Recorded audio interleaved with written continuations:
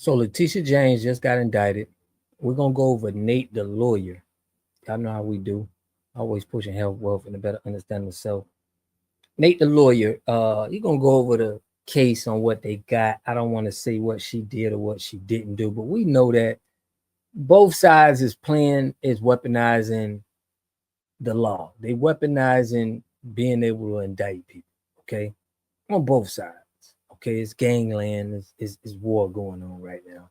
And we're gonna see, like, we're just gonna hear what Nate, the lawyer, has to say and see it.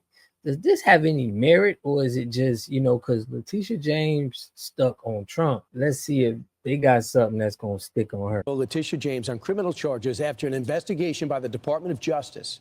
Chanley Painter has the details. Good morning, Chanley. Hey, good morning. So New York Attorney General Letitia James facing federal mortgage fraud charges after prosecutors say she falsely claimed a home in Virginia as her second residence while using it as a rental property. A federal grand jury finding that she was then able to obtain more optimal loan terms. Well, James now faces a 2-count indictment, including 1 count of bank fraud and 1 count of making false statements to a financial institution.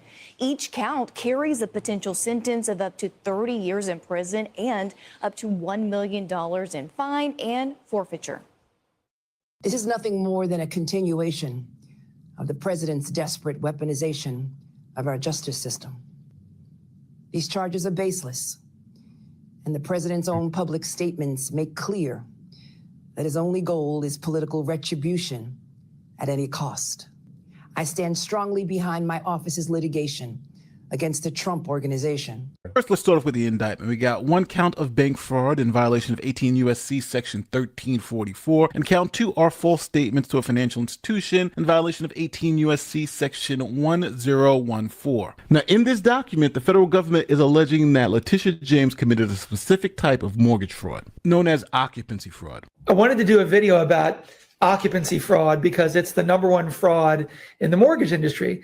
This means people will say that they're going to live in a home so they can get the primary residence interest rate, which is much lower than the investment property interest rate. But really their intention is to rent it out.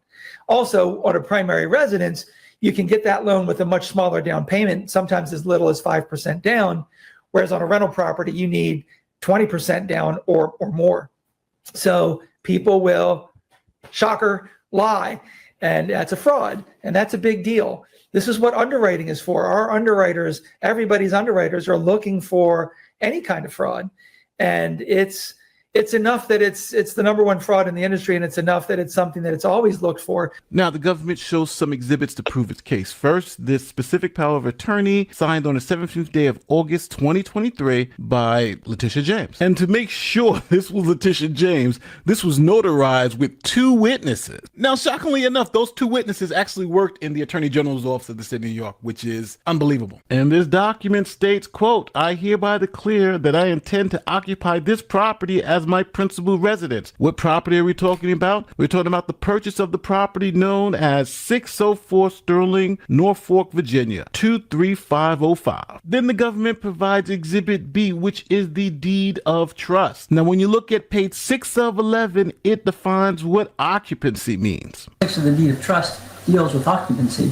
And here's what you're actually committing to. Borrower shall occupy, establish, and use the property as the borrower's principal residence within 60 days after execution of this security instrument, and shall continue to occupy the property as borrower's principal residence for at least 1 year after the date of occupancy. And then here's the crucial part.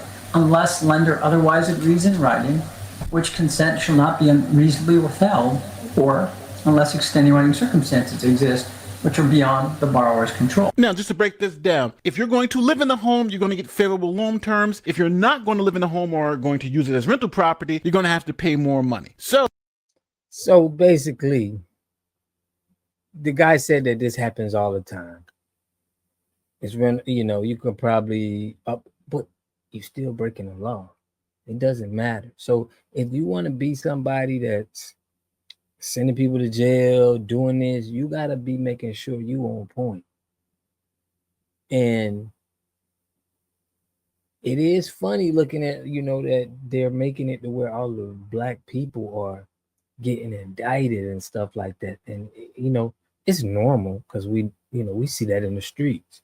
But we feel like y'all be taking oaths with them, and then they give y'all a wake-up call, and then y'all come, back to us. Like, look what they're doing. It's like you signed up for this. You know what you got into. You gang. You in the gang. But I want to know what y'all think in the comment section, man. I'll catch y'all in the next video. Peace and love. You are totally dependent on other people to take care of your needs because you don't have those roots sunk into the ground. To have a community, you must have three things to have a community in it. You must have a wholly independent economic structure that can provide goods, service, products, and things for your own people, and jobs and tax bases for your own people. You should at least control 4 basic things. You should be trying to control water, food, medicine, and energy to be able to survive. Here we got Mr. Pollock. He had a cornfield. He took advantage of a free water test from us, and this is what we found in this water. We found sulfur, we found hardness, and we solved these problems with an easy fix of 2 tanks. So get your free water test today. Stay blessed. Click the link below.